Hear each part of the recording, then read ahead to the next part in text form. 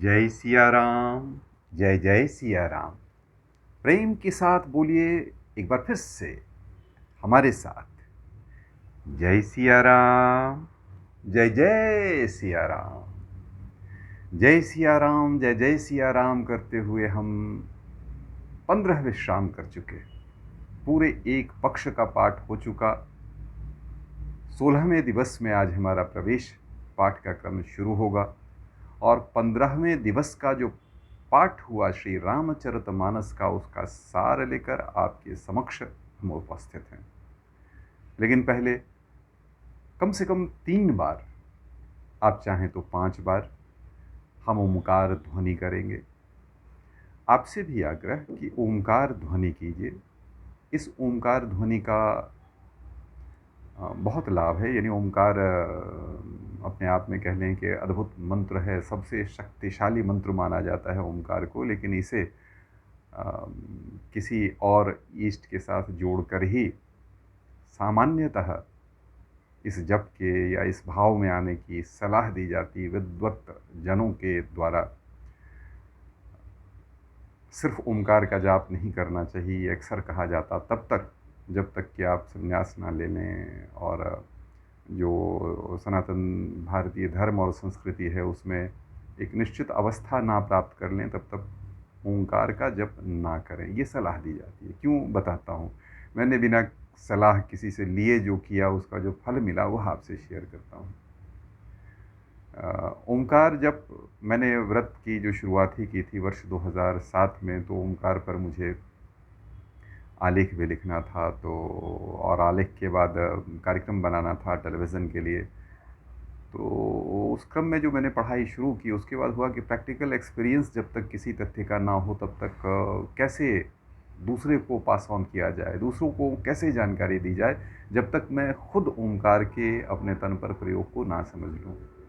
तो लगभग 40 से 50 मिनट तक मैं ओंकार का कह लें कि विभिन्न अंदाज में ओंकार का जप किया करता था, पाठ किया करता था। मंत्र ध्वनि, यदि आप समझे तो मंत्र ध्वनि समझने और पकड़ने का प्रयास किया करता था। यानी योग की शुरुआत में ही जब मैंने अपने व्रत की शुरुआत की, व्रत और त्यौहार कार्यक्रम बनाने के लिए, तो आरंभ ही किया ओंकार जप से, जिसकी मनाही है। ऐसा इसलिए हुआ क्योंकि कोई प्रत्यक्ष गुरु हैं नहीं जिनसे मैं निर्देश लेकर करता, और हुआ कि ओंकार से ही क्यों ना शुरू किया जाए। तो बिना प्रत्यक्ष गुरु के जब हम भोलेनाथ पर सब कुछ छोड़कर, अपने ईष्ट राम जी पर छोड़कर और माँ की शरण में जाकर ईश्वर की उपासना हम माँ के रूप में करते हैं, तो माँ से हमने कहा और वो सीधा ओंकार से ही शुरू किया। तो क्या होता है तन पर प्रभाव वो बताता हूँ। पहले ज़रा 3 से 5 ओंकार हमारे साथ कीजिए, उसके बाद प्रभाव बताऊँगा। क्योंकि करके देखिएगा, और नहीं करना चाहिए, लगातार ओंकार से अपनी शुरुआत नहीं करनी चाहिए, ये भी आपको जानकारी दूंगा। ओंकार जब क्यों अवस्था एक सर्टेन लेवल के बाद ही करना चाहिए, ये भी आपको बताऊंगा। लेकिन कब? जब हम ओंकार के साथ आरंभ करेंगे। ओंकार के लिए कीजिए कि अपने सिस्टम में, अपने लंग्स में पूरी सांस लीजिए। जितनी लंबी सांस आप ले सकते हैं उतनी लंबी सांस लीजिए। होल्ड करने की सलाह नहीं दूंगा, क्योंकि आपकी अवस्था मैं नहीं जानता, आपके तन की गति नहीं जानता। लेकिन आप बीमार हैं, बूढ़े हैं, लाचार हैं, स्त्री हैं, पुरुष हैं, युवा हैं, बच्चे हैं, कोई फ़र्क नहीं पड़ता। एक सीमित अवधि के लिए 3 से 5, 10, 20, 30, 40, 50 ओंकार यदि कोई व्यक्ति कर भी ले तो उसका कोई बहुत अधिक अहित नहीं होगा। हम अभी 3 से 5 करेंगे। करना क्या है? अपने सिस्टम में सांस लेना है और सांस लेके उसे ओम कहते हुए छोड़ना है। ठीक? सहज सा सरल सा अभ्यास। लाभ क्या होगा और क्यों नहीं करना चाहिए, दोनों बताऊंगा बाद में।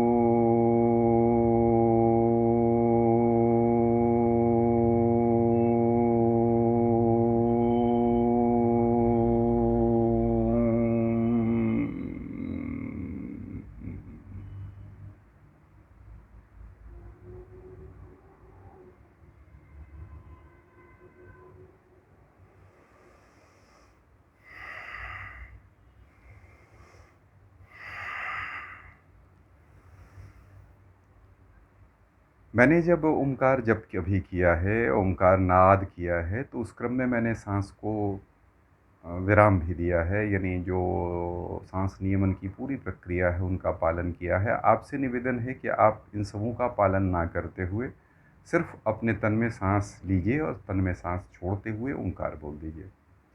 क्यों मना है ये बताता हूँ। असल में है क्या कि ओमकार सृष्टि के आरंभ, उद्गम से लेकर उत्कर्ष तक और अंत, तीनों का प्रतिनिधित्व करने वाला 3 चरण है और इसका चौथा चरण है ओमकार की जो बिंदु है वह संपूर्णता की प्रतीक है। तो इन चारों को जब आप करने का प्रयास करते हैं और देर तक करते हैं तो आपके मन की तमाम इच्छाएँ, आप जो भी सोचना शुरू करें वह पूरी होने लगेगी एक निश्चित अवधि के बाद। यानी अपना अनुभव आपके साथ शेयर करूं तो लगभग 1.5 से 2 महीने की ओमकार जप के, लगभग 1 घंटे के जप के लाभ ये हुआ कि मैं जो कुछ सोचता था वह बिना मेरे कहे हुए पूरा हो जाता था। ये हुआ लाभ पक्ष। नुकसान पक्ष क्या है? नुकसान पक्ष ये है कि मन में इच्छाएं उठनी समाप्त हो जाती हैं। B very careful doing experiment with Omkar. यदि आपने ओमकार करना शुरू किया और गृहस्थ जीवन में हैं तो सभी कामनाओं को त्याग कर विरक्त हो जाने की इच्छा आप में जगनी शुरू हो जाएगी। ये है खतरा प्रभु। इसीलिए ओमकार जप की सलाह नहीं दी जाती तब तक जब तक आप गृहस्थ हैं, आपकी जिम्मेदारियां हैं। मन में विराग विरक्ति जीवन के प्रति होने लगता है और इच्छाएं आपकी घटती चली जाती हैं। एक्सपेरिमेंटेड, एक्सप्लोर्ड एंड जो कुछ हमारे साथ हुआ, हमारे जीवन में हुआ, उसकी बात बता रहा आपको।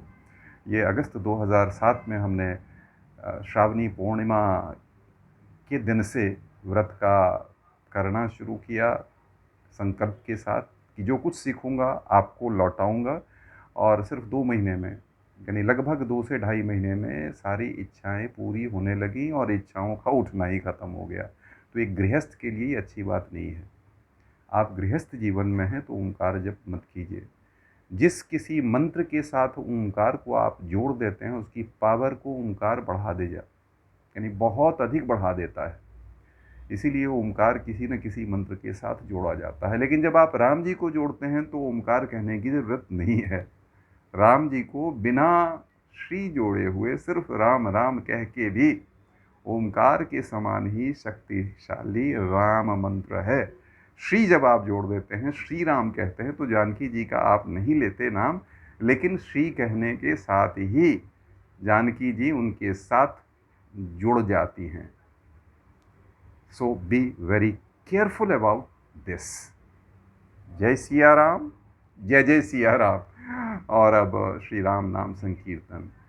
जय सिया राम, जय जय सिया राम, जय सिया राम, जय जय सिया राम, जय सिया राम, जय जय सिया राम, जय सिया राम, जय जय सिया राम। फ़ोन कॉल एक आ रहा है, उसकी आवाज़ भी संभव है आप सुन रहे हों, मैं नहीं सुन रहा और मैंने जवाब भी नहीं दिया। वो रिकॉर्डिंग हुई या नहीं ये मैं नहीं जानता। अब मैं ये करूँगा कि इस टेक के बाद जब हम सार बताने के बाद, सार आपके साथ शेयर करने के बाद आगे बढ़ेंगे, तो मैं मोबाइल को स्विच ऑफ कर दूँगा, क्योंकि मोबाइल के माध्यम से ही मैं रिकॉर्डिंग कर रहा हूँ। 15वें दिवस का कथा सार अति संक्षेप में कहता हूँ कि सारी कथा आपके लिए परिचित है। 15वें दिवस क्या हुआ, नटशेल में आपके साथ बाँट रहा हूँ। जानकी जी जाना चाह रही थीं राम जी के साथ वन। राम जी उन्हें समझाते हुए सकुचा रहे थे, क्योंकि माता कौशल्या नहीं चाहती थी कि वो जाएँ। उसके बाद भैया लखनलाल भी राम जी के साथ हो लिए, और दोनों भाई और भौजाई यदि आप कह लें, माता कह लें, जानकी जी, जिस रूप में आप भजना हो, तीनों भैया लखनलाल, राम जी और जानकी जी तीनों वन के लिए निकल पड़ते हैं। निकलने के क्रम में पहली रात्रि का विश्राम हो जाता है। दूसरी सुबह राम जी ये देखते हैं कि बहुत सारे लोग साथ साथ चल रहे हैं, तो सुमंत जी से आग्रह करते हैं कि रथ को कुछ इस तरह चलाइए कि लोग पीछे छूट जाएं और हम काफ़ी यानी अहले सवेरे तड़के बिना लोगों को बताए निकल जाएं। अयोध्या नगरी में उदासी थी ही, बहुत सारे लोग जो राम जी के साथ साथ वन की ओर जा रहे थे, वो सब भ्रमित हो जाते हैं और राम जी आगे बढ़ जाते हैं। यहीं पर यानी कह लें कि विराम है 15वें दिवस का। और सबसे अधिक अच्छी बात ये है कि वन यात्रा के क्रम में जहाँ पर 15वें दिवस का समापन है, वह जो आखिरी पैराग्राफ, आखिरी यानी दो दोहों के बीच की अवस्था है, दोहा संख्या 92 और दोहा संख्या 93 के बीच की जो अवस्था है, उस अवस्था को हमें और आपको जीवन में उतारने का प्रयास करना चाहिए। कैसे? ये जीवन सपने के समान है, ऐसा कहा जाता। क्यों सपना है? कैसे, किस रूप में एक नहीं कई जन्म सपने की तरह बीत जाते, इसकी जानकारी दी गई है। मोह निशा सब सोवनी हारा, देखिए सपन अनेक प्रकारा। एहि जग जामिनी जागहि जोगी, परमारथी प्रपंच वियोगी। जानिए तबहि जीव जब जागा, सब जब सब विषय विलास विरागा। ये तमाम चीज़ें जो है वो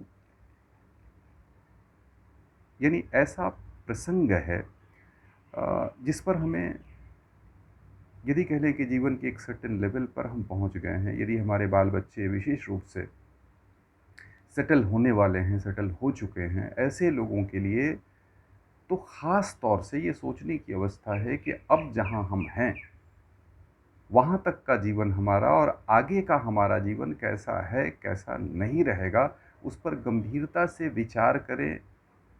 ये कह रहे हैं गोस्वामी तुलसीदास, और किनके माध्यम से कह रहे हैं?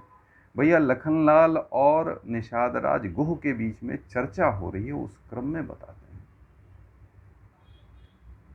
संपूर्ण जो सार है 15वें दिवस का सार, हम यही मानते हैं कि यही सार है कि हमारा आपका जो भी कह लें कि एज, जिस एज ग्रुप में हम हों, उस एज ग्रुप में हमारा जीवन सत्य है, सपना है, भ्रम है, वास्तविकता है, इस पर अच्छे से विचार करना हमें चाहिए।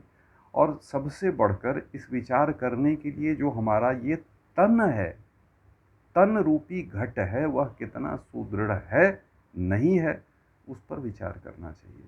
क्योंकि आपका तन स्वस्थ रहेगा, मन प्रसन्न रहेगा, तभी बाकी सभी चीज़ें हैं।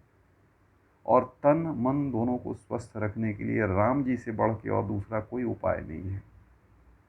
रामचरितमानस के गान, रामचरितमानस में विशेष रूप से तन स्वस्थ रखने के लिए, ये तन व्यक्तिगत तन भी, परिवार का तन भी, और अपने देश का भी तन भी, अपने गांव, अपने प्रांत, अपने शहर का तन भी, हर स्तर पर जोड़ लीजिए। पहली आवश्यकता हमारी होती है अपने अस्तित्व की रक्षा। तो उस अस्तित्व की रक्षा के लिए जो उपयोगी उपाय है वह हम जानते हैं या नहीं, ये हम सीखें। और फिर मन को प्रसन्न रखने के लिए जो आनंददायक हमारे काम हैं उनमें अपने आप को निमग्न कर दें।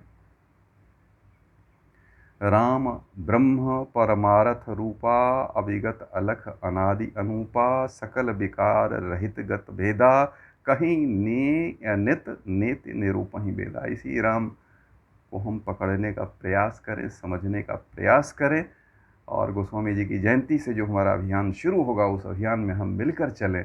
इस आह्वान के साथ आपसे विदा ले रहा हूँ। प्राण नियमन अवश्य कीजिए, राम जी के साथ चलिए।